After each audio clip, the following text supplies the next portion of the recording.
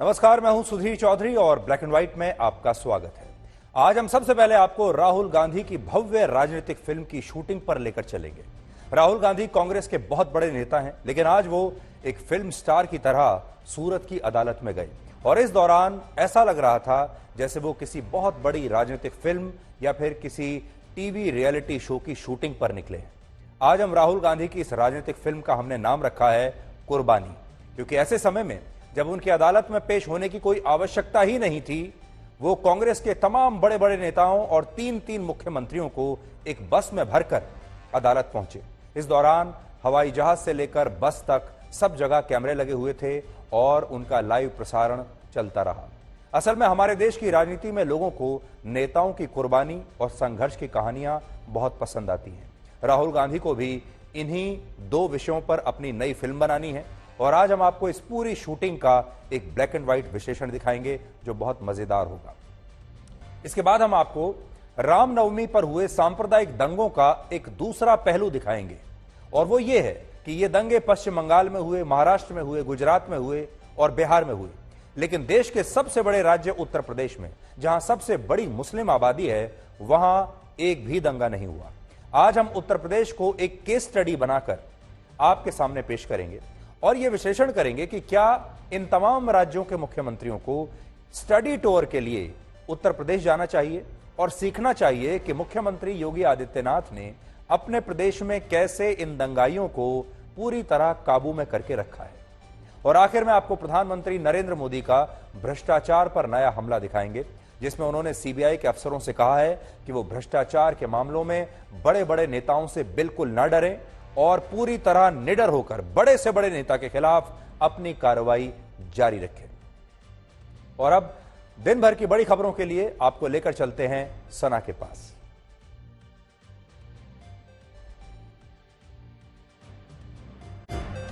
Thank you Sudhir. प्रधानमंत्री नरेंद्र मोदी ने बिना नाम लिए भ्रष्टाचार को लेकर कांग्रेस पर निशाना साधा। उन्होंने कहा कि 2014 से पहले प्रभावशाली राजनीतिक दलों से जुड़े लोगों के फोन पर हजारों करोड़ रुपए के लोन मिला करते थे। पीएम मोदी सीबीआई के 60 साल पूरे होने पर आयोजित डायमंड जुबली कार्यक्रम में बोल रहे थे। कार्यक्रम में प्रधानमंत्री ने कहा कि भ्रष्टाचारियों ने देश का खजाना लूटने का एक और तरीका बना रखा था। ये लोग सरकारी योजनाओं के लाभार्थियों को लूटते थे। प्रधानमंत्री ने कार्यक्रम के दौरान शिलोंग, पुणे और नागपुर में सीबीआई के ब्रांच ऑफिस की नई बिल्डिंग का उद्घाटन भी किया। बुजुर्गों को रेलवे में रियायत को लेकर सियासत तेज हो गई है। दिल्ली के सीएम अरविंद केजरीवाल ने पीएम मोदी को चिट्ठी लिखी और बुजुर्ग कोटे को फिर से बहाल करने की अपील की। अरविंद केजरीवाल ने चिट्ठी में लिखा कि कई बार हमें अहंकार हो जाता है कि हमें जो कुछ जिंदगी में मिला वो केवल हमारी मेहनत का नतीजा है। ऐसा नहीं है। हमारी तरक्की में हमारे बुजुर्गों का आशीर्वाद होता है। बुजुर्गों को रेलवे में मिलने वाले कंसेशन को रोककर हम एक तरह से अपने बुजुर्गों को संदेश दे रहे हैं कि हम आपकी परवाह नहीं करते। ये भारतीय संस्कृति के खिलाफ है। मनीष सिसोदिया को लेकर आम आदमी पार्टी के कार्यकर्ताओं ने दिल्ली में बीजेपी दफ्तर के बाहर विरोध प्रदर्शन किया और केंद्र सरकार के खिलाफ जमकर नारेबाजी की। इस बीच शराब घोटाले से जुड़े सीबीआई के मामले में राउज एवेन्यू कोर्ट ने दिल्ली के पूर्व डिप्टी सीएम की न्यायिक हिरासत 2 हफ्ते यानी 17 अप्रैल तक बढ़ा दी है। इससे पहले 20 मार्च को भी अदालत ने न्यायिक हिरासत की अवधि बढ़ाई थी। 31 मार्च को कोर्ट ने सिसोदिया की जमानत याचिका खारिज कर दी थी। दिल्ली के पूर्व डिप्टी सीएम की गिरफ्तारी 26 फरवरी को हुई थी। बिहार विधानसभा में नालंदा और सासाराम में हुई हिंसा को लेकर जबरदस्त हंगामा हुआ। सदन की कार्यवाही शुरू होते ही बीजेपी विधायकों ने महागठबंधन की सरकार पर जमकर हमला बोला और मुख्यमंत्री नीतीश कुमार के इस्तीफे की मांग की। बात बढ़ी तो बीजेपी के विधायक वेल में आकर हंगामा करने लगे। हंगामा बढ़ता देख विधानसभा अध्यक्ष ने सदन की कार्यवाही बुधवार तक के लिए स्थगित कर दी। इसके बाद बीजेपी के नेता विधानसभा परिसर में आकर नारेबाजी करने लगे और नीतीश कुमार पर तुष्टीकरण के आरोप लगाए। समाजवादी पार्टी के अध्यक्ष अखिलेश यादव ने रायबरेली के ऊंचाहार में एक कॉलेज में कांशीराम की प्रतिमा का अनावरण किया। दरअसल समाजवादी पार्टी में अब अम्बेडकरवादियों की एक बड़ी फौज मौजूद है। ऐसे नेता जो कांशीराम की राजनीतिक विचारधारा और राजनीतिक स्कूल से निकले, वो बड़ी तादाद में समाजवादी पार्टी में है। अखिलेश यादव अपने दलित एजेंडे को धार देने के लिए अब अम्बेडकरवादी और लोहियावादियों को जोड़ने में जुटे हैं। जेल से बाहर आने के बाद पंजाब कांग्रेस के पूर्व अध्यक्ष नवजोत सिंह सिद्धू मूसेवाला के गांव मूसा पहुंचे थे। वहां उन्होंने करीब 2 घंटे तक मूसेवाला के पिता बलकौर सिंह और माता चरण कौर से बातचीत की। इसके बाद उन्होंने अपनी सुरक्षा घटाए जाने को लेकर भगवंत मान सरकार पर जमकर निशाना साधा। नवजोत सिंह सिद्धू ने कहा कि सिद्धू मूसेवाला के साथ जो हुआ वही मेरे साथ हो रहा है। वह चाहते हैं कि मैं घर से ही ना निकलूं। मैं छाती ठोक कर कहता हूं, मुझे मौत का भय नहीं। मध्य प्रदेश के इंदौर में नगर निगम ने बेलेश्वर मंदिर का अवैध निर्माण वाला हिस्सा तोड़ दिया। रामनवमी के मौके पर इसी मंदिर में बावड़ी की छत धंसने से 36 लोगों की मौत हुई थी। अतिक्रमण हटाने के लिए सुबह 6 बजे से ही नगर निगम एक्शन में दिखा। मंदिर का अतिक्रमण हटाने के विरोध में बजरंग दल और हिंदूवादी संगठन के कार्यकर्ताओं ने हंगामा किया। नगर निगम के बुलडोजर वाले एक्शन के लिए भारी तादाद में पुलिस बल की तैनाती की गई थी। आज तक के पास एक ऐसी सीसीटीवी क्लिप मौजूद है जिसमें अतीक अहमद के बहनोई डॉक्टर अखलाक अहमद की उमेश पाल हत्याकांड के शूटर गुड्डू मुस्लिम से मुलाकात के सबूत मौजूद है। 5 मार्च को गुड्डू मुस्लिम अखलाक से उसके मेरठ वाले घर पर मिलने गया था। बताया जा रहा है कि गुड्डू मुस्लिम अखलाक के घर पैसे लेने आया था। सीसीटीवी क्लिप में गुड्डू मुस्लिम अखलाक के घर दाखिल होता हुआ और रुपयों से भरा बैग ले जाता हुआ दिखाई दे रहा है। देश में एक बार फिर कोरोना के मामले तेजी से बढ़ रहे हैं। पिछले 24 घंटे में 3641 नए मामले सामने आए, जिसके बाद एक्टिव मरीजों की संख्या 20,000 के पार पहुंच गई। साथ ही पिछले 24 घंटों में 11 मरीजों की मौत की भी खबर है। दिल्ली में भी कोरोना के मामलों में बढ़ोतरी हो रही है। पिछले 24 घंटे में 400 से ज्यादा नए मामले सामने आए हैं। उधर उत्तर प्रदेश में कोविड मरीजों की संख्या 486 हो गई है, जबकि लखनऊ में एक्टिव केस की संख्या 49 है।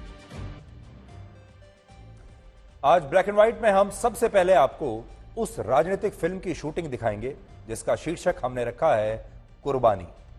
आज से 43 वर्ष पहले वर्ष 1980 में एक फिल्म आई थी, बड़ी सुपरहिट फिल्म थी जिसका नाम था कुर्बानी। लेकिन यह फिल्म अगर आज की राजनीतिक परिस्थितियों पर बनती तो इसके हीरो राहुल गांधी होते और इस फिल्म का पोस्टर आज कुछ इस तरह होता। तो ये राहुल गांधी की आज की सबसे बड़ी सियासी फिल्म है जिसका शीर्षक है कुर्बानी, क्योंकि आज इसी फिल्म की शूटिंग के लिए राहुल गांधी सूरत गए थे। तो ये राहुल गांधी की नई सियासी फिल्म है जिसका नाम है कुर्बानी। आज इसकी भव्य शूटिंग हुई है और आज हम आपको इसी कुर्बानी की शूटिंग पर लेकर चलेंगे। राहुल गांधी कांग्रेस के बहुत बड़े नेता हैं, लेकिन आज वो एक फिल्म स्टार की तरह सूरत की अदालत में पहुंचे और इस दौरान ऐसा लग रहा था जैसे वो किसी बड़ी राजनीतिक फिल्म या किसी बड़े टीवी रियलिटी शो की शूटिंग पर निकले हैं। और इसीलिए आज हमने राहुल गांधी की इस सियासी फिल्म का नाम रखा है कुर्बानी, क्योंकि ऐसे समय में जब उनके अदालत में पेश होने की कोई आवश्यकता ही नहीं थी, वो कांग्रेस के तमाम बड़े बड़े नेताओं और 3 मुख्यमंत्रियों को एक बस में भरकर अदालत पहुंचे और इस दौरान हवाई जहाज से लेकर उनकी इस बस तक सब जगह कैमरे लगे हुए थे और उनका लाइव प्रसारण दिन भर चलता रहा। इसलिए आज हम कुर्बानी वाली इस राजनीति का विस्तार से आपके लिए एक ब्लैक एंड व्हाइट विश्लेषण करेंगे। लेकिन सबसे पहले आपको यह बताते हैं कि आज इस मुद्दे पर अदालत में क्या हुआ। तो आज सूरत की सेशंस कोर्ट में राहुल गांधी की तरफ से 3 एप्लीकेशंस यानी अर्जियां दायर की गई। इनमें पहली एप्लीकेशन सजा पर रोक के लिए थी, जिसे कोर्ट ने स्वीकार कर लिया और अदालत ने यह भी कहा कि जब तक इस एप्लीकेशन पर सुनवाई पूरी नहीं हो जाती तब तक निचली अदालत के उस फैसले पर रोक जारी रहेगी जिसमें राहुल गांधी को 2 साल जेल की सजा हुई है। और इसी आधार पर राहुल गांधी को आज अदालत से रेगुलर जमानत यानी बेल मिल गई। यानी अब राहुल गांधी औपचारिक रूप से बेल पर बाहर हैं, जमानत पर बाहर हैं। रेगुलर बेल का मतलब यह है कि जब तक इस एप्लीकेशन पर कोई अंतिम फैसला नहीं आता तब तक राहुल गांधी की यह जमानत प्रभावी रहेगी और अब उन्हें जेल नहीं जाना पड़ेगा।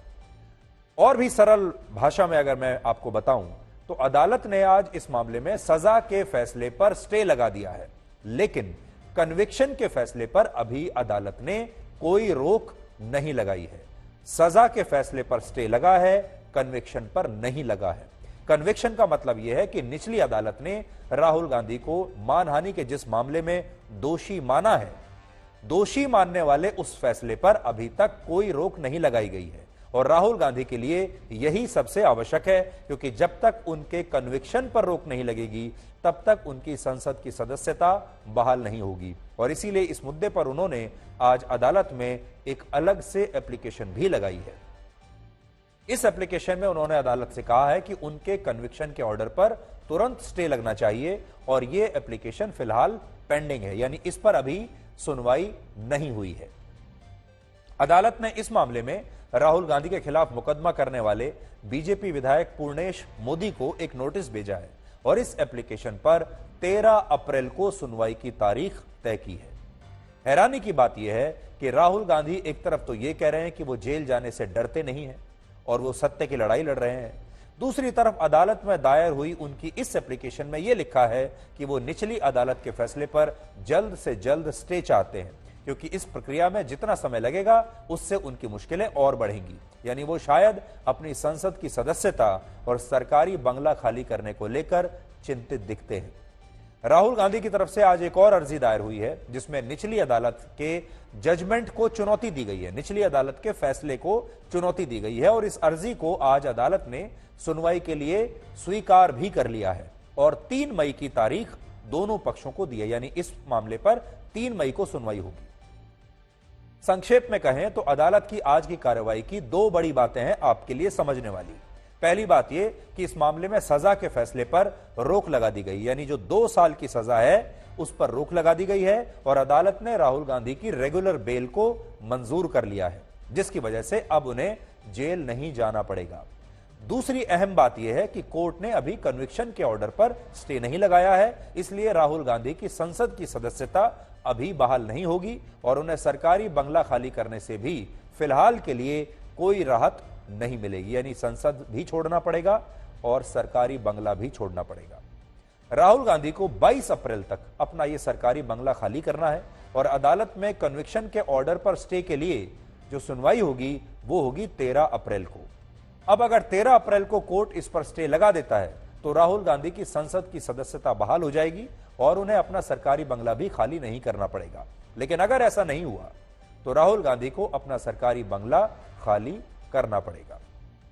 एक और बात, अगर अदालत 22 अप्रैल के बाद स्टे लगाता है तो ऐसी स्थिति में राहुल गांधी की सदस्यता तो बहाल हो जाएगी, लेकिन तब तक राहुल गांधी अपना सरकारी बंगला खाली कर चुके होंगे और उन्हें नए बंगले के लिए फिर से प्रक्रिया पूरी करनी पड़ेगी। आज राहुल गांधी के मामले में कोर्ट की तरफ से कोई सुनवाई नहीं होनी थी, बल्कि आज निचली अदालत के फैसले के खिलाफ सूरत की सेशंस कोर्ट में अलग अलग एप्लीकेशंस सिर्फ दायर होनी थी और इसके लिए राहुल गांधी को आज अदालत जाने की, वहां पर पेश होने की कोई आवश्यकता नहीं थी। लेकिन इसके बावजूद वो अदालत गए और इससे भी बड़ी बात यह है कि वो इस दौरान अकेले नहीं गए, बल्कि उनके साथ कांग्रेस पार्टी के 20 से भी ज्यादा बड़े बड़े नेता बस में बैठकर अदालत के लिए उनके साथ रवाना हुए। अदालत में ये लोग मौजूद थे, इनमें उनकी बहन प्रियंका गांधी वाड्रा भी थी। राजस्थान, छत्तीसगढ़ और हिमाचल प्रदेश के मुख्यमंत्री थे, यानी 3 मुख्यमंत्री अपना सारा कामकाज छोड़कर, सरकारों का काम छोड़कर राहुल गांधी के साथ आज अदालत में पेश हो रहे थे। कांग्रेस पार्टी के 3 महासचिव थे, एक ट्रेजरर और 16 बड़े पदाधिकारी भी इस दौरान अदालत में मौजूद थे। और आप सोचिए, जिस मामले में राहुल गांधी का अदालत में मौजूद रहना आज अनिवार्य ही नहीं था, उस मामले में अर्जियां दायर करने के लिए कांग्रेस पार्टी के तमाम बड़े नेता सूरत की इस कोर्ट में पहुंच गए और शायद यही वजह है कि आज अदालत को राहुल गांधी से यह कहना पड़ा कि 13 अप्रैल की जो सुनवाई है उसमें कोर्ट में आपका मौजूद रहना जरूरी नहीं है। तो सोचिए, अदालत भी घबरा गई इतनी भीड़ देखकर और अदालत ने आज राहुल गांधी से कहा कि 13 अप्रैल को जब आपकी अगली सुनवाई होगी तो उसमें आपके आने की कोई आवश्यकता नहीं है, आप कष्ट मत कीजिएगा, हम सुनवाई आपके बिना ही कर लेंगे, अपने वकील को भेज दीजिएगा। आज भी असल में राहुल गांधी को जाने की कोई आवश्यकता नहीं थी। अब इस सवाल पर आते हैं कि जब जाने की आवश्यकता नहीं थी तो फिर वो क्यों गए। राहुल गांधी ने निचली अदालत के फैसले के खिलाफ अपील करने में यह 12 दिन का समय भी क्यों लगाया, तो हमें जो सूत्रों से पता चला है वो ये कि कांग्रेस पार्टी में इस विषय को लेकर काफी गहरा मंथन हुआ और इस मुद्दे पर पार्टी के नेताओं की राय अलग अलग थी। एक पक्ष का मानना यह था कि राहुल गांधी को ऊपरी अदालत में अपील करनी चाहिए और दूसरे पक्ष का मानना था कि राहुल गांधी अगर जेल जाते हैं तो इससे लोगों में उनके प्रति सहानुभूति पैदा होगी और इसलिए उन्हें अभी ऊपरी अदालत में अपील नहीं करनी चाहिए। बात वहीं आ गई जहां से हमने आपको अपनी बात शुरू की थी। हमारे देश के लोगों को बड़े बड़े नेताओं की कुर्बानी की और संघर्ष की कहानियां बहुत पसंद है। हमारे देश में राजनीति को सत्ता का खेल तो माना जाता है, लेकिन साथ ही यह मनोविज्ञान का भी खेल है और लोगों का मनोविज्ञान जब तक नेता नहीं पढ़ेंगे तब तक लोग उन्हें वोट नहीं देंगे। और लोगों का मनोविज्ञान अपने कब्जे में करने के लिए सबसे बड़ी बात होती है उनके सामने कोई कुर्बानी की कहानी पेश करना या अपने संघर्ष की कहानी उनके सामने बताना। और हर नेता ये कोशिश करता है कि उसके संघर्ष और कुर्बानी की कहानी बहुत बड़े और विशाल स्तर पर लोगों को बताई जाए। और कई बार तो ऐसा होता है कि किसी बड़े नेता की कुर्बानी की कहानी उस नेता से भी बड़ी हो जाती है। हालांकि आज जो रणनीति अपनाई गई, इस मुद्दे पर अंतिम फैसला सोनिया गांधी पर छोड़ दिया गया था और पार्टी के कुछ नेताओं को ऐसा लग रहा था कि अगर राहुल गांधी ऊपरी अदालत में अपील नहीं करते तो इससे लोगों के बीच ये संदेश भी जा सकता है कि राहुल गांधी ने अपने आप को दोषी मान लिया है, अपने दोष को स्वीकार कर लिया है और इसीलिए उन्होंने इस फैसले के खिलाफ कोई याचिका नहीं दी, इस फैसले को चैलेंज नहीं किया। यानी बड़ी बात यह है कि अगर आप किसी अदालत के फैसले को चैलेंज नहीं करते तो इसका मतलब है आपने उसे स्वीकार कर लिया, और स्वीकार कर लिया का मतलब यह हुआ कि आपने अपने दोष को मान लिया। और इसी वजह से आखिर में निचली अदालत के फैसले को चुनौती देने का फैसला लिया गया। और आज राहुल गांधी के सूरत रवाना होने से पहले सोनिया गांधी ने सबसे पहले उनसे मुलाकात की सुबह सुबह। हालांकि इस सब के बीच अब कांग्रेस पार्टी के नेता यह भी कह रहे हैं कि निचली अदालत का फैसला क्योंकि गुजराती भाषा में लिखा हुआ था, इसलिए उस पूरे फैसले का अनुवाद करने की वजह से ऊपरी अदालत में अपील करने में यह देरी हुई है। लेकिन इस अपील में एक राजनीति भी छुपी हुई है और ये वो राजनीति है जो कुर्बानी मांगती है। हमारे देश में अक्सर ऐसा कहा जाता है कि राजनीति सिर्फ सत्ता का खेल है, लेकिन हकीकत यह है कि यह खेल मनोविज्ञान का है, क्योंकि भारत की जो राजनीति है वो कुर्बानी मांगती है, वो संघर्ष मांगती है और इस राजनीति में कुर्बानी का जो कार्ड है वो कभी भी बेकार नहीं जाता। जब भी किसी नेता के खिलाफ भ्रष्टाचार के किसी मामले में कोई कड़ी कार्रवाई होती है या उसे अदालत द्वारा किसी आपराधिक मामले में दोषी मान लिया जाता है तो अक्सर ऐसे नेता अपने खिलाफ इन मामलों में कुर्बानी का कार्ड खेलने की कोशिश करते हैं और इन मामलों को कुर्बानी के लिफाफे में डालकर लोगों के सामने पेश करते हैं और कहते हैं कि वो इस देश के लिए एक बहुत बड़ी कीमत चुका रहे हैं, इस देश के लिए बहुत बड़ी कुर्बानी दे रहे हैं और फिर इसका लोगों पर काफी गहरा असर पड़ता है। राहुल गांधी भी यही कर रहे हैं और मनोविज्ञान के इस खेल में देश के लोग ऐसे नेताओं की कहानियों को बहुत पसंद करते हैं जिनमें संघर्ष भी होता है और जिनमें कुर्बानी भी होती है। और जिस नेता की कुर्बानी जितनी बड़ी दिखाई देती है उसे लोगों के उतने ही वोट मिलते हैं। यह अभी तक की परंपरा रही है। हो सकता है आने वाले दिनों में यह बदल जाए। 2024 में आपको पता चलेगा कि राहुल गांधी की जो शूटिंग है, राहुल गांधी की जो कुर्बानी नाम की फिल्म है, ये कितनी सुपरहिट होती है। अब आप ये भी कह सकते हैं कि हमारे देश के नेता कुर्बानी देने में इसीलिए सबसे आगे रहते हैं क्योंकि उन्हें पता होता है कि कुर्बानी वाला कार्ड कभी बेकार नहीं जाता और राहुल गांधी भी आज यही कर रहे हैं। ये तो फिल्म का पोस्टर है जो 1980 में आई थी, लेकिन अब उसका नया वर्जन आ गया है, उसका नया पोस्टर आ गया है जो अभी हम आपको दिखा रहे हैं। ये है असली पोस्टर आज का। पुरानी फिल्म तो सुपरहिट हुई थी बॉक्स ऑफिस पर, लेकिन अब ये नई फिल्म है और ये फिल्म तैयार की जा रही है 2024 के लोकसभा चुनाव के लिए। और फिर यह पता चलेगा कि राहुल गांधी आजकल जिस फिल्म की शूटिंग कर रहे हैं, कुर्बानी फिल्म की, ये फिल्म 2024 के लोकसभा चुनाव में सुपरहिट होती है या फिर सुपर फ्लॉप हो जाती है। राहुल गांधी ने आज एक ट्वीट भी किया है जिसमें उन्होंने लिखा है, ये मित्रकाल के विरुद्ध लोकतंत्र को बचाने की लड़ाई है और इस संघर्ष में सत्य मेरा अस्त्र है और सत्य ही मेरा आसरा।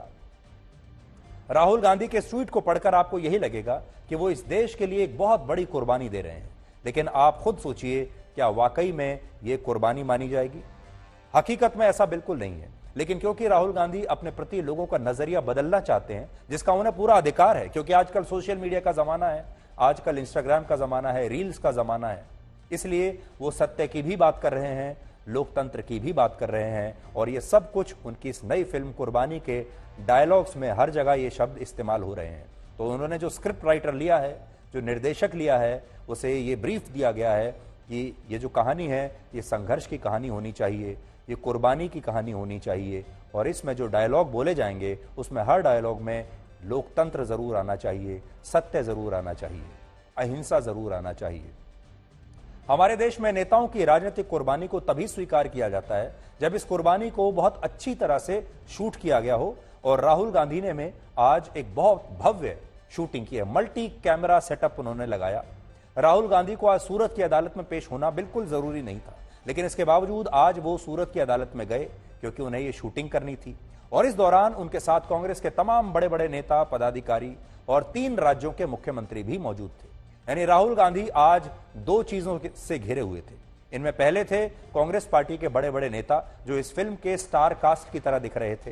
यानी ये वो लोग थे जो एक एक्टर की तरह ही नजर आ रहे थे। जैसे फिल्मों में आप देखते हैं एक हीरो होता है और उसके आसपास दूसरे किरदार होते हैं, उसके जो दूसरे दोस्त या समर्थक होते हैं उस फिल्म में, ये वैसे थे। और दूसरा, इन नेताओं के साथ साथ लगातार कैमरे भी राहुल गांधी का पीछा कर रहे थे, कैमरे भी राहुल गांधी के साथ साथ चल रहे थे। राहुल गांधी और प्रियंका गांधी वाड्रा आज जिस फ्लाइट से दिल्ली से सूरत गए उसमें भी उन्होंने बाकी आम लोगों के साथ ही इकोनॉमी क्लास में ट्रेवल किया, और फ्लाइट के अंदर उनके लगातार तमाम तरह के वीडियोस शूट हो रहे थे। यूट्यूब के लिए शॉर्ट वीडियोस बन रहे थे, ट्विटर के लिए वीडियोस बन रहे थे, इंस्टाग्राम के लिए रील्स बन रही थी, फेसबुक के लिए अलग वीडियोस बन रहे थे। और इन्हें कांग्रेस पार्टी और उसके बाकी तमाम नेता अपने अपने सोशल मीडिया हैंडल से लगातार सोशल मीडिया पर शेयर कर रहे थे। तो यहां भी शूटिंग चल रही थी। गुजरात पहुंचने के बाद राहुल गांधी का ऐसा भव्य स्वागत हुआ जैसे वो यहां कोई बहुत बड़ी रैली करने के लिए पहुंचे। एयरपोर्ट से लेकर कोर्ट के रास्ते में अलग अलग स्थानों पर कांग्रेस के कार्यकर्ता इकट्ठा थे, और इस दौरान सड़कों पर राहुल गांधी के बड़े बड़े पोस्टर्स और बड़े बड़े बैनर्स लगाए गए थे। इसे एक बहुत बड़ी राजनीतिक लड़ाई में तब्दील कर दिया गया था। इसके अलावा राहुल गांधी एयरपोर्ट से कोर्ट तक एक बस में बैठकर गए, और यह बस कांग्रेस पार्टी के नेताओं और 3 मुख्यमंत्रियों से भरी हुई थी। इससे भी बड़ी बात यह है कि कांग्रेस पार्टी के जो बड़े बड़े नेता हैं वो राहुल गांधी के साथ अदालत के परिसर में मौजूद रहे, और सूरत की इस कोर्ट में आज सिर्फ राहुल गांधी की ही चर्चा होती रही, बाकी और कुछ नहीं था। सिर्फ राहुल ही राहुल आज छाए हुए थे। सुनवाई के बाद जब राहुल गांधी बाहर निकले तो वो हाथ हिलाकर लोगों का अभिवादन कर रहे थे, जैसे एक बहुत बड़ी जंग जीतकर वो आए हैं। ये जमानत लेकर उन्होंने देश के लोगों के लिए एक बहुत बड़ा काम किया है। जबकि सच ये है कि वहां अदालत के बाहर लोग या तो थे ही नहीं, या थे भी तो बहुत मामूली संख्या में, बल्कि वहां सिर्फ कांग्रेस के नेता थे, कांग्रेस के कार्यकर्ता थे, आम जनता वहां नहीं थी। वकील थे, मीडिया के लोग थे, कांग्रेस के कार्यकर्ता थे। लेकिन राहुल गांधी का ये जो वीडियो शूट हुआ उसे देखकर ऐसा ही लगता है कि राहुल गांधी जब अदालत से बाहर निकले तो पूरा देश, पूरे गुजरात की जनता वहां पर बड़ी संख्या में, हजारों लाखों की संख्या में इकट्ठा होकर उनका इंतजार कर रही थी। और फिर इसके बाद उन्होंने अपना हाथ हिलाकर उनका अभिवादन किया, और इस शूटिंग से आप मनोविज्ञान के इस खेल को बहुत अच्छी तरह से समझ पाएंगे। इसके बाद राहुल गांधी कांग्रेस पार्टी के नेताओं के साथ जिस बस में बैठे थे उसी बस के अंदर से भी वो वापस जब बैठे तो उनका वीडियो बनाया जा रहा था, और इसमें यह दिखाने की कोशिश की जा रही थी कि लोग राहुल गांधी का समर्थन करने के लिए किस तरह हजारों की संख्या में सड़कों पर हैं। आज हमने राहुल गांधी की इस कुर्बानी वाली शूटिंग पर आपके लिए 2 रिपोर्ट्स तैयार की हैं, जिसमें एक रिपोर्ट में आप देखेंगे कि कैसे दिल्ली से सूरत तक कैमरा राहुल गांधी का लगातार पीछा करता रहा। यानी एक शूटिंग होगी दिल्ली से सूरत तक की शूटिंग, और दूसरी रिपोर्ट में आप देखेंगे कि आज सूरत की अदालत के बाहर राहुल गांधी के बड़े बड़े पोस्टर्स कैसे लगे, जिन पर लिखा था राहुल गांधी निडर हैं और वो देश के लिए लड़ रहे हैं। लेकिन सोचिए, जिस अदालत में राहुल गांधी अपनी सजा और कन्विक्शन के खिलाफ अपील कर रहे हैं, उसके बाहर ऐसे बड़े बड़े पोस्टर्स लगाने का मतलब क्या है? क्या यह न्यायिक व्यवस्था पर अपनी लोकप्रियता का दबाव बनाने के लिए था? क्या न्यायिक व्यवस्था को यह बताने के लिए था कि मैं बहुत लोकप्रिय हूं और मेरे पीछे देश के लाखों करोड़ों लोग हैं, इसलिए आप सोच समझ कर फैसला दीजिएगा, फैसला देने से पहले मेरी लोकप्रियता को ध्यान में रख लीजिएगा, ये देख लीजिएगा कि मैं कौन हूं। तो अदालत के बाहर इस तरह के पोस्टर्स आज लगे हुए थे। अब आप आज की शूटिंग पर ये 2 रिपोर्ट्स देखिए।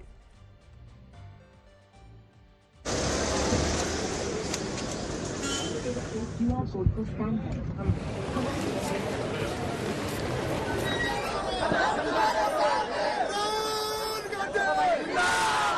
राहुल गांधी आगे बढ़ो, हम तुम्हारे साथ हैं। अरे राहुल गांधी आगे बढ़ो, हम तुम्हारे साथ हैं। अरे राहुल गांधी आगे बढ़ो, हम तुम्हारे साथ हैं। अरे राहुल गांधी आगे बढ़ो, हम तुम्हारे साथ हैं। तो साफ है कि लोअर कोर्ट का जो फैसला है उसे यहाँ पे उसको नोटिस जो है वो कोर्ट के जरिए इश्यू कर दिया गया है। यहाँ पे आप देख सकते हैं कि जो कार्यकर्ता है वो भी कोर्ट के अंदर पहुंच चुके हैं अब, और सारे लीडर्स अब बस के अंदर सवार हो रहे हैं। सबसे पहले आपको राहुल गांधी नजर आते हैं जो यहाँ पे हाथ हिलाते हुए मुस्कुराते हुए नजर आ रहे हैं। प्रियंका गांधी वाड्रा उनके पीछे हैं और यहाँ पे राहुल गांधी जिंदाबाद के नारे लग रहे हैं। बस में वापस बैठ के एक बार फिर से वो सफर सेशन कोर्ट से वापस एयरपोर्ट की ओर, तमाम नेता भी उनके साथ अब वापसी की ओर। टीम के कप्तान राहुल गांधी, उनके साथ उनकी को कैप्टन प्रियंका गांधी। यहाँ पे जो कानूनी लड़ाई है, पूरा जो काफिला आप देख रहे हैं वो निकल रहा है यहाँ पे पार्टी कार 3। और यहाँ तस्वीर दिखाते हैं आपको कि किस तरह से एकजुटता की तस्वीर यहाँ शैलजा कुमारी और वो देखिए प्रियंका गांधी वाड्रा और राहुल गांधी आपको नजर आएंगे। तारिक अनवर, आनंद शर्मा और यहाँ पे अविनाश पांडे, तमाम नेता आगे निकलते हुए।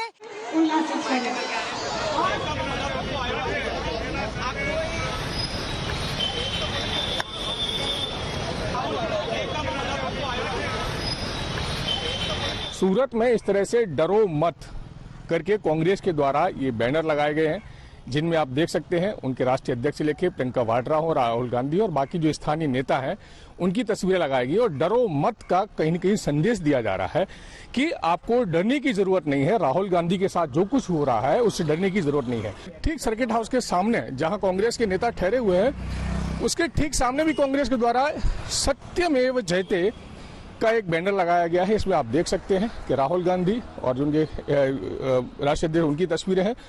डरो मत और सत्यमेव जयते का भी यहाँ पर बैनर लगाया गया है।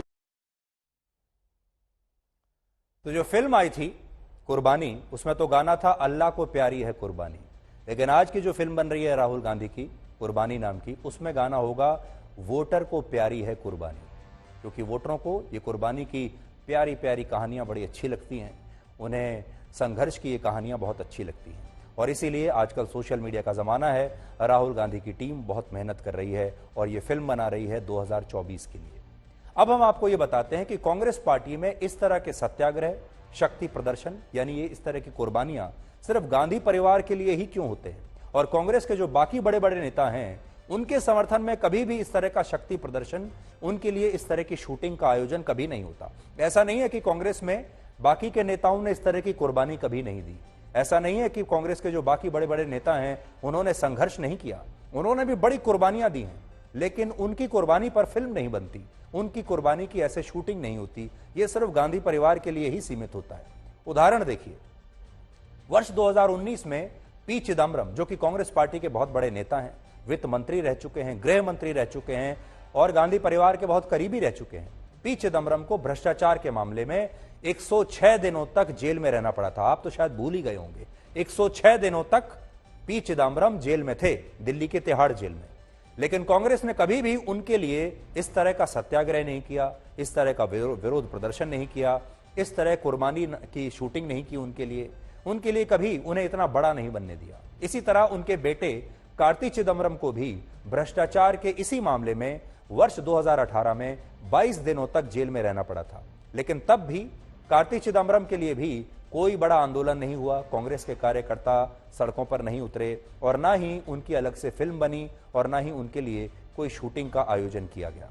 और अभी हाल ही में तो एक दिन ऐसा हुआ कि जब राहुल गांधी संसद भवन में प्रवेश कर रहे थे, यही कार्ति चिदम्बरम जो इस पार्टी के लिए इतनी कुर्बानी देकर आए हैं, जेल जाकर आए हैं, ये सामने खड़े हुए थे और इन्होंने राहुल गांधी को नमस्कार भी किया, लेकिन राहुल गांधी ने इन्हें बिल्कुल अनदेखा कर दिया, इनकी तरफ देखा भी नहीं और वो सीधे अंदर चले गए। वर्ष 1993 में पूर्व प्रधानमंत्री पीवी नरसिम्हा राव पर भी आरोप लगा कि उन्होंने अपनी सरकार बचाने के लिए सांसदों को पैसा देकर खरीदा है। उन्होंने भी आखिर किसकी सरकार बचाई थी? इसी कांग्रेस पार्टी की सरकार बचाई। इस मामले में उनके खिलाफ तब मुकदमा भी चला था, लेकिन कांग्रेस पार्टी और गांधी परिवार ने तब पीवी नरसिम्हा राव के लिए न तो कोई आंदोलन करवाया, ना सत्याग्रह किया, और इस तरह से पीवी नरसिम्हा राव के समर्थन में कांग्रेस पार्टी के नेता उनके साथ अदालत भी नहीं गए और कभी भी सड़कों पर नहीं उतरे। लेकिन गांधी परिवार के मामले में कांग्रेस पार्टी तुरंत सत्याग्रह पर उतर आती है, शक्ति प्रदर्शन करती है, फिल्म बनाती है, शूटिंग करती है। जिस तरह आज राहुल गांधी का समर्थन करने के लिए कांग्रेस पार्टी के तमाम मुख्यमंत्री और पदाधिकारी उनके साथ सूरत तक गए, सूरत की अदालत में गए, ऐसा ही समर्थन उन्होंने तब भी दिखाया था जब पिछले साल एनफोर्समेंट डायरेक्टरेट ने राहुल गांधी से नेशनल हेराल्ड के मामले में पूछताछ की थी, और तब कांग्रेस के इन्हीं नेताओं और मुख्यमंत्रियों ने ईडी के दफ्तर तक मार्च निकाला था। लेकिन इसी नेशनल हेराल्ड मामले में जब ईडी ने कांग्रेस के नेता पवन बंसल से पूछताछ की तो उन्हें समर्थन देने के लिए कोई नहीं आया। लेकिन जैसे ही बात राहुल गांधी की आई तो सारे नेताओं को इकट्ठा होने के लिए कह दिया गया और फिर यह शक्ति प्रदर्शन किया गया। तो ये शक्ति प्रदर्शन नहीं है, तो हमारे लीडर है तो लीडर के साथ खड़े होने के लिए सभी लोग जाते हैं।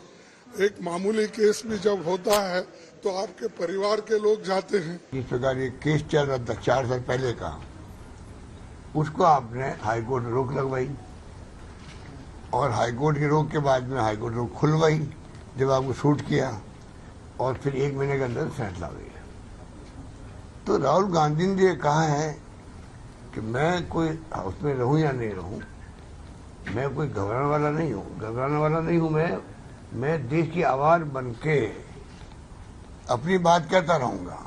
अजीबोगरीब बात हो रही है कि अभी सुनवाई नहीं हुई, अभी एप्लीकेशन में एक नोटिस हुआ है, अभी सुनवाई होने वाली, और जो विलंब हुआ है अब से लेके 13 तारीख तक वो भी आपकी वजह से हुआ है, क्योंकि आप आज पेश नहीं हुए और आप सबको जाके बोल रहे हैं कि सेटबैक हुआ है। तो आप समझ सकते हैं उल्टा टेक अवे आज का ये है कि जानबूझकर विलंब किया गया है याचिका द्वारा। जब आपका ट्रायल चला था उस समय क्यों नहीं किया? अब जब आपका कन्विक्शन हो गया तो आप जो अपीलेट कोर्ट को आप डराने के लिए, जुडिशरी को आप धमकाने के लिए ये जो नाटक कर रहे हैं ये बिल्कुल ठीक नहीं है, मैं इसका खंडन करता हूं। जब किसी को कन्विक्शन कर दिया तो उसके बाद ये जो ड्रामा कर रहे हैं ये बेसिकली जो ऊपर के जो अदालत है उसको ऊपर में दबाव डालने के लिए, डराने के लिए ये कांग्रेस का ड्रामा है। इसलिए मैंने कहा कि कांग्रेस पार्टी पूरे के पूरे एक परिवार को देश से ऊपर मानते हैं। अब आप ये 2 तस्वीरें देखिए। एक तस्वीर आज की है जिसमें राहुल गांधी आपको दिखाई दे रहे हैं, और दूसरी तस्वीर उनकी दादी और पूर्व प्रधानमंत्री इंदिरा गांधी की है, और इन दोनों तस्वीरों में आपको एक समानता नजर आएगी। राहुल गांधी भी आज जब अदालत से बाहर निकले तो वो कांग्रेस पार्टी के नेताओं से घिरे हुए थे और इस तरह से हाथ हिलाकर जनता का अभिवादन कर रहे थे जैसे वो जंग जीत कर आए हैं। और आज से लगभग 45 वर्ष पहले जब इंदिरा गांधी चुनावों में धोखाधड़ी के मामले में अदालत में पेश हुई थी, तब भी वो इसी तरह कांग्रेस पार्टी के नेताओं और कार्यकर्ताओं से घिरी हुई थी, और बिल्कुल इसी तरह से अदालत के बाहर हाथ हिलाकर उन्होंने अपने समर्थकों का अभिवादन किया था। थोड़ी देर के लिए समानताएं देखिए।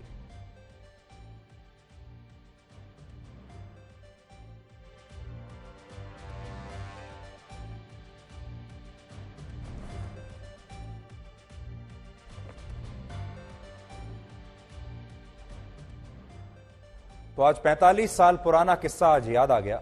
जब इंदिरा गांधी की बात आज हम कर ही रहे हैं तो मैं आपसे यहां एक किस्सा शेयर करना चाहता हूं इंदिरा गांधी का, जो बहुत पुराना है। आज जिस तरह राहुल गांधी प्रियंका गांधी वाड्रा के साथ सूरत की अदालत में पेश होने के लिए पहुंचे, ठीक उसी तरह से वर्ष 1975 में इंदिरा गांधी भी प्रधानमंत्री रहते हुए इलाहाबाद हाई कोर्ट में पेश हुई, और उनके साथ उनके बेटे राजीव गांधी और उनकी पत्नी सोनिया गांधी भी तब अदालत में आए थे।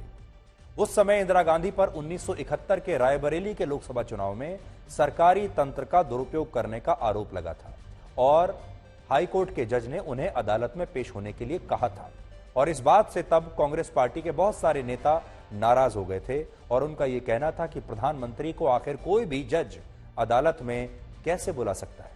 हालांकि जब अदालत ने काफी राजनीतिक दबाव के बाद भी अपना फैसला नहीं बदला तो इंदिरा गांधी अपने बेटे राजीव गांधी और सोनिया गांधी के अलावा कांग्रेस पार्टी के बड़े बड़े नेताओं को साथ लेकर अदालत पहुंची और उनके लिए अदालत में एक स्पेशल कुर्सी रखी गई थी जो जज की कुर्सी के ही बराबर थी। और ऐसा इसलिए किया गया ताकि इंदिरा गांधी और जज एक ही लेवल पर बैठे हुए नजर आए, इंदिरा गांधी उनसे नीचे ना दिखाई दे। यानी अदालत में इंदिरा गांधी खुद को जज के बराबर दिखाना चाहती थी और हो सकता है वो इसलिए हो क्योंकि तब वो प्रधानमंत्री थी। और इस बात का जिक्र इस पुस्तक में किया गया है जो मशहूर वकील प्रशांत भूषण ने लिखी है।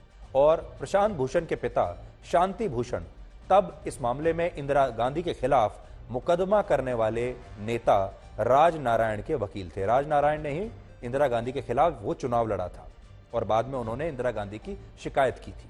तो मैं आज आपको पढ़कर बताता हूं कि इस पुस्तक में उस दिन के बारे में क्या लिखा है जब इंदिरा गांधी अदालत में पेश हुई थी।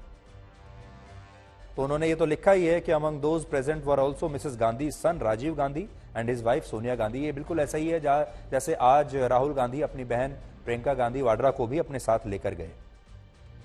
और इसमें लिखा है कि जज जो है, जज अराइव्ड 2 minutes बिफोर 10 AM, 10 बजे से, सुबह 10 बजे से 2 मिनट पहले ही जज आ गए।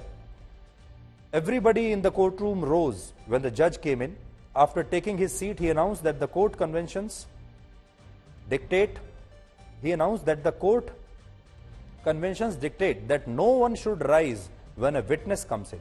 जब कोई विटनेस आएगा तो किसी को भी खड़े होने की आवश्यकता नहीं है। This, however, did not prevent some people from rising when Mrs. Gandhi came in. लेकिन जब मिसेस गांधी आई अदालत में तो बहुत सारे लोग तब भी उनके सम्मान में खड़े हो गए, जबकि अदालत में यह परंपरा नहीं है।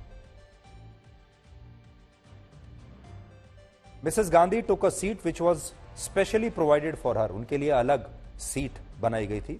The normal practice is that a witness stands in the witness box. जो परंपरा है अदालत की वो ये है कि जब कोई विटनेस आता है तो वो विटनेस बॉक्स में खड़ा होता है। हर chair was on a raised platform to the right of the जज so that she was on level with the जज, ताकि उनकी एक अलग कुर्सी लगाई गई और वो उसी स्तर पर लगाई गई जहां पर जज बैठे हुए थे। ये ऐसा इस पुस्तक में लिखा हुआ है। वर्ष 1977 में जब इमरजेंसी हटने के बाद लोकसभा चुनाव हुए और इन चुनावों में इंदिरा गांधी हार गईं, तो उन्हें भ्रष्टाचार के मामलों में गिरफ्तार किया गया था। और इस गिरफ्तारी को तब कांग्रेस पार्टी ने तस्वीरों के जरिए इतना बड़ा बना दिया था कि लोगों को यह लगा कि इंदिरा गांधी के साथ बहुत बड़ा अन्याय हो रहा है और वो देश के लिए, देश को बचाने के लिए अपनी बहुत बड़ी कुर्बानी दे रही हैं। और जो बात हमने आपसे कही वो यही थी कि हर नेता को यह बताना होता है कि वो ये कुर्बानी दे रहा है और वो आप सबको बचाने के लिए कुर्बानी दे रहा है। उस दिन 3 अक्टूबर 1977 को सीबीआई शाम के लगभग 5 बजे इंदिरा गांधी को गिरफ्तार करने के लिए आई थी। देखिए, उस समय भी सीबीआई ही आई थी इंदिरा गांधी को गिरफ्तार करने के लिए, लेकिन इंदिरा गांधी उस समय तब तक वहां से नहीं निकली जब तक राष्ट्रीय और अंतर्राष्ट्रीय मीडिया वहां पर पहुंच नहीं गया।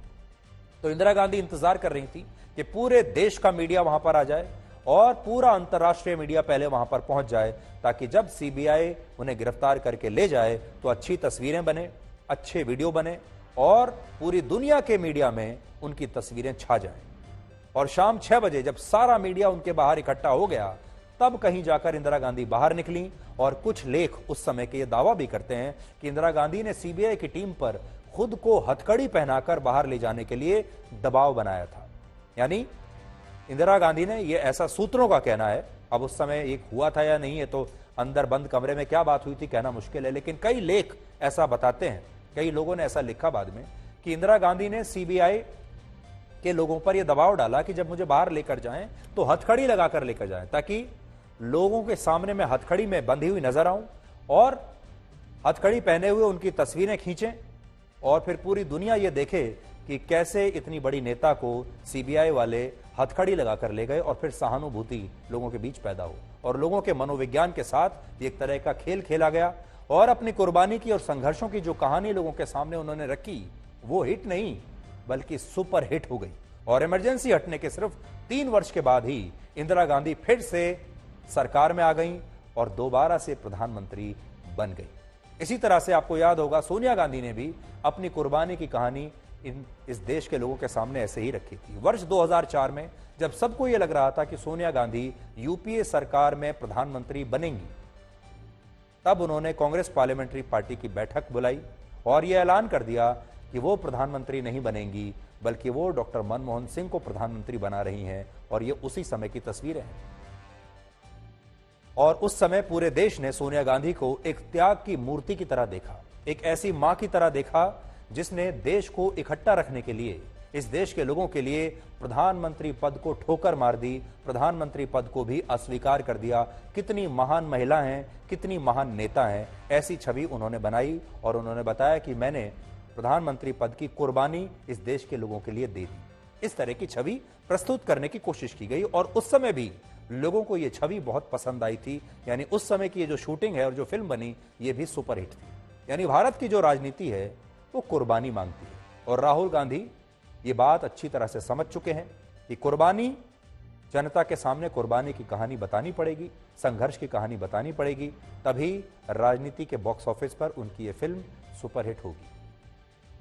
तो आज हमने आपके लिए बताया और अभी तो इस फिल्म की शूटिंग चली रही है। इस फिल्म की शूटिंग पूरे 1 साल तक चलेगी और ये फिल्म को बनते बनते जब 1 साल लग जाएगा और फिर ये ठीक लोकसभा से पहले आपके सामने रिलीज होगी और फिर देश की जनता बताएगी कि उसे ये फिल्म कैसी लगी, सुपरहिट फिल्म होती है या सुपर फ्लॉप होती है। लेकिन इस फिल्म की कहानी सब कुछ हमने आपको आज से ही बतानी शुरू कर दी है। अब धीरे धीरे आप हर रोज, हर हफ्ते इस फिल्म के शूटिंग के छोटे छोटे हिस्से देखते रहेंगे। लेकिन एक बात और है, यहां पर सिर्फ गांधी परिवार को दोष देना ठीक नहीं होगा। हमारे देश में ये जो फॉर्मूला है कुर्बानी का और संघर्ष का, ऐसा नहीं है कि ये फॉर्मूला सिर्फ गांधी परिवार को ही पता है। ये फॉर्मूला हर बड़े नेता को आता है, ये स्क्रिप्ट हर बड़े नेता को पता है। इसलिए हमारे देश में और भी जब कभी कोई बड़े नेता जेल जाते हैं या अदालतों में जाते हैं, चाहे वो किसी भी पार्टी के हों, वो सब कैमरों को साथ लेकर जाते हैं, अपनी शूटिंग करवाते हैं और कुर्बानी की यही फिल्म लोगों के सामने प्रस्तुत करते हैं। अब हम आपको प्रधानमंत्री नरेंद्र मोदी का आज का वो बयान सुनवाएंगे जिसमें उन्होंने भ्रष्टाचार पर एक नया हमला किया है और सीबीआई के अफसरों से कहा है कि वो भ्रष्टाचार के मामलों में बड़े बड़े नेताओं से बिल्कुल न डरें और निडर होकर बड़े से बड़े नेता के खिलाफ अपनी कार्रवाई जारी रखें।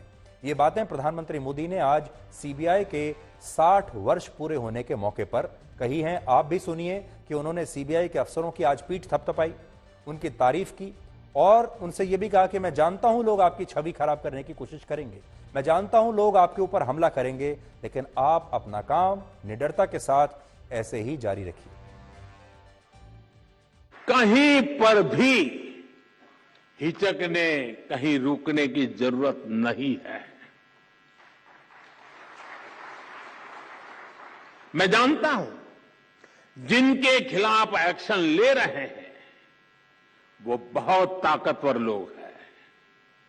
बरसों बरस तक वो सरकार का, सिस्टम का हिस्सा रहे हैं। संभव है कई जगह किसी राज्य में आज भी वे सत्ता का हिस्सा हो। बरसों बरस तक उन्होंने भी एक इकोसिस्टम बनाया है। इकोसिस्टम अक्सर उनके काले कारनामों को कवर देने के लिए, आप जैसे संस्थाओं की छवि बिगाड़ने के लिए एक्टिव हो जाता है। एजेंसी पर ही हमला बोल दो, ये लोग आपका ध्यान भटकाते रहेंगे, लेकिन आपको अपने काम पर फोकस रखना है। कोई भी भ्रष्टाचारी बचना नहीं चाहिए। हमारी कोशिशों में कोई भी ढील नहीं आनी चाहिए। ये देश की इच्छा है, ये देशवासियों की इच्छा है और मैं आपको भरोसा दिलाता हूं, देश आपके साथ है, कानून आपके साथ है, देश का संविधान आपके साथ है। सीबीआई पर हमारे देश के लोगों को कितना विश्वास है, इसका अंदाजा आप इस बात से लगाइए कि हमारे देश में जब भी कोई बहुत बड़ा मामला होता है, जब भी कोई ऐसा केस आता है, चाहे वो भ्रष्टाचार का हो या किसी भी दूसरे अपराध का कोई ऐसा मामला हो, जिसे जो राज्यों की पुलिस है वो सुलझा नहीं पाती, या फिर लोगों को राज्य की पुलिस पर विश्वास नहीं होता, तो हर बार एक ही मांग उठती है कि इस मामले की सीबीआई से जांच होनी चाहिए, इस मामले की सीबीआई से जांच करवानी चाहिए। आपने देखा होगा आज भी हर अपराध के पीछे लोग यही मांग करते हैं कि अगर सही और निष्पक्ष जांच करवानी है तो वो यही कहते हैं कि इसकी सीबीआई जांच होनी चाहिए। सरकारों से यही मांग की जाती है बार बार। इससे यह पता चलता है कि लोगों के मन में आज भी सीबीआई को लेकर एक विश्वसनीयता है और हमारा जो पूरा सिस्टम है उसे भी राज्यों की पुलिस से कहीं ज्यादा भरोसा सीबीआई की इन्वेस्टिगेशन पर है। अब हम आपको रामनवमी पर हुए सांप्रदायिक दंगों का एक दूसरा पहलू दिखाएंगे जिसके बारे में शायद आपने सोचा भी नहीं होगा, और वो पहलू ये है कि ये दंगे पश्चिम बंगाल के अलग अलग इलाकों में हुए, महाराष्ट्र के इलाकों में हुए, गुजरात के इलाकों में हुए और बिहार के इलाकों में भी हुए। लेकिन देश के सबसे बड़े राज्य उत्तर प्रदेश में, जहां सबसे बड़ी मुस्लिम आबादी रहती है, वहां एक भी दंगा नहीं हुआ। आज हम उत्तर प्रदेश को एक केस स्टडी मानकर आपके सामने पेश कर रहे हैं और यह विश्लेषण हम करेंगे कि क्या इन तमाम राज्यों के मुख्यमंत्रियों को, यानी ममता बनर्जी को, नीतीश कुमार को, एकनाथ शिंदे को, क्या इन सब लोगों को स्टडी टूर के लिए उत्तर प्रदेश जाना चाहिए और देखना चाहिए कि मुख्यमंत्री योगी आदित्यनाथ ने अपने प्रदेश में कैसे इन सांप्रदायिक दंगाइयों को काबू में करके रखा है। लेकिन सबसे पहले हम आपको आज गृह मंत्री अमित शाह का वो बयान सुनवाते हैं जिसमें उन्होंने बिहार के नवादा में हुई एक रैली में कहा कि अगर बिहार के लोगों को दंगे नहीं चाहिए तो उन्हें बीजेपी की सरकार को लाना होगा। बिहार के बिहार शरीफ में आग लगी है, सासाराम में आग लगी है, बिहार शरीफ नालंदा तो नजदीकी है, चिंता हो रही सबको। मैं आपको कहता हूं 24 में मोदी जी को पूर्ण बहुमत दीजिए, 40 में 40 सीटें, और 25 में भाजपा की सरकार बनाइए। ये दंगा करने वालों को उल्टा लटका कर सीधा करने का काम ये भारतीय जनता पार्टी करेगी। गृह मंत्री अमित शाह का यह बयान तब आया है जब बिहार के सासाराम और नालंदा में रामनवमी की शोभा यात्रा पर पत्थरबाजी हुई और इसके बाद वहां सांप्रदायिक दंगे भड़क गए थे। और बिहार के इन इलाकों में अब भी धारा 144 लागू है और 4 अप्रैल तक वहां इंटरनेट सेवा भी बंद कर दी गई है। बिहार के अलावा पश्चिम बंगाल में भी रामनवमी के मौके पर जबरदस्त सांप्रदायिक हिंसा हुई थी। लेकिन आज मुख्यमंत्री ममता बनर्जी ने एक बार फिर से यही कहा कि ये दंगे इसलिए हुए क्योंकि रामनवमी पर उनकी चेतावनी के बावजूद मुस्लिम इलाकों से ये शोभा यात्राएं निकाली गई। इसके अलावा उन्होंने ये भी कहा कि 6 अप्रैल को हनुमान जयंती है और इस मौके पर भी मुस्लिम इलाकों से शोभा यात्रा निकालने की कोशिश हो सकती है और दंगे कराए जा सकते हैं। इसलिए मुस्लिम समुदाय को सतर्क रहना चाहिए। বিজেপির আমলে দেখছি দাঙ্গাবাজি, রোজার মাস চলছে, রমজান মাস চলছে, অন্নপূর্ণা পূজা চলছে। কেন বাবু রামনবমীর মিছিল 5 দিন হবে কেন? রামনবমী যেদিন হয় সেদিন তোমরা মিছিল করো, আমাদের কারো আপত্তি নেই, কিন্তু বন্দুক নিয়ে মিছিল করবে না, বোমা নিয়ে মিছিল করবে না। মিছিল করছে পারমিশন না দেওয়া সত্ত্বেও, এত রাস্তা থাকতেও ঢুকে যাচ্ছে মাইনরিটি অঞ্চলে জেনে শুনে, এবং সেখানে গিয়ে দেখেছেন আপনারা ফলের গাড়ি, রমজান মাসে তারা ফল কিনে খায়, ফলের গাড়িগুলো জ্বালিয়ে দিয়েছে, বন্দুক নিয়ে ডান্স করছে।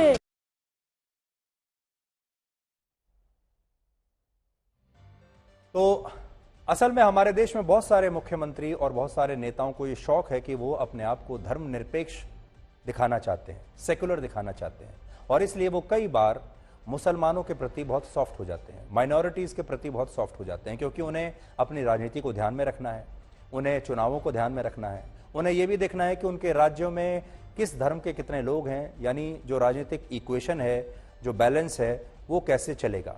और सबसे अच्छा तरीका अपने आप को धर्मनिरपेक्ष दिखाने का ये है कि जब इस तरह के सांप्रदायिक दंगे होते हैं तो ऐसे में जो माइनॉरिटीज हैं, जो अल्पसंख्यक जनसंख्या है, उसकी तरफदारी करना शुरू कर दो।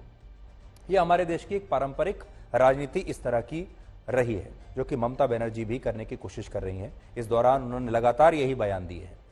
कुछ वर्ष पहले तक जब भी दंगों की बात होती थी तो उत्तर प्रदेश का नाम सबसे पहले आता था और उत्तर प्रदेश की पहचान एक ऐसे राज्य के रूप में बन गई थी जहां सबसे ज्यादा सांप्रदायिक दंगे होते थे। लेकिन अब उत्तर प्रदेश पूरी तरह से दंगा मुक्त हो चुका है। आज जब रामनवमी के मौके पर पश्चिम बंगाल में दंगे हुए, बिहार में दंगे हुए, यहां तक कि गुजरात और महाराष्ट्र में भी दंगे हो गए, तब उत्तर प्रदेश एक ऐसा राज्य है जहां ऐसी एक भी घटना नहीं हुई। जबकि आबादी के लिहाज से उत्तर प्रदेश भारत का सबसे बड़ा और संवेदनशील राज्य है।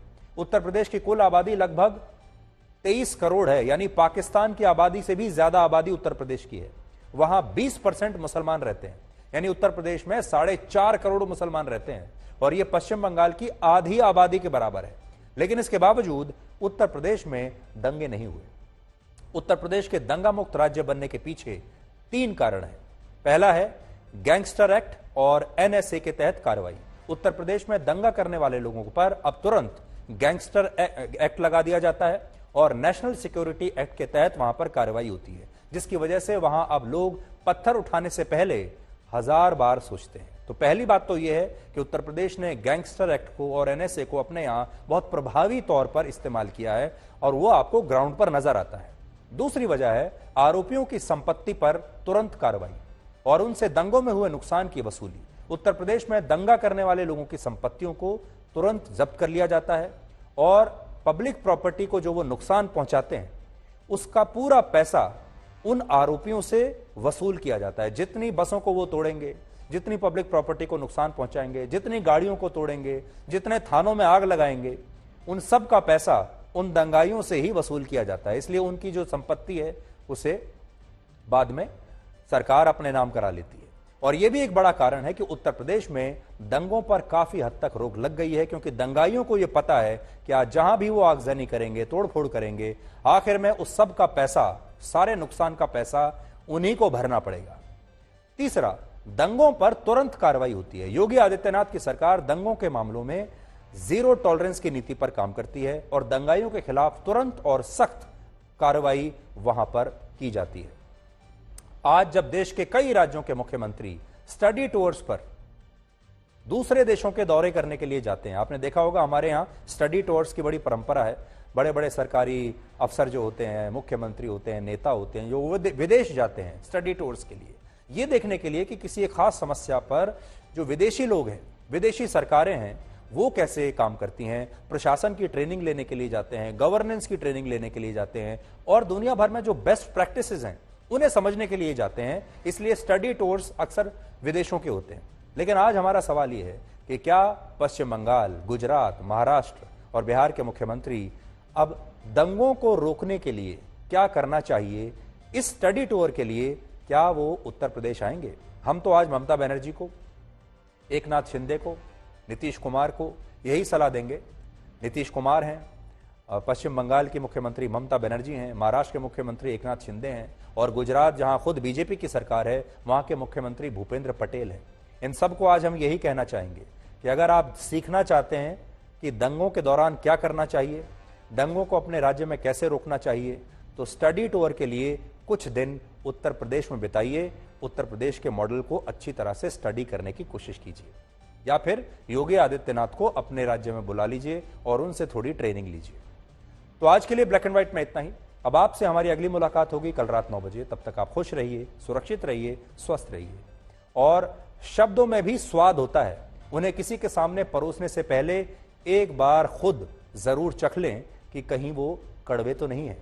नमस्कार।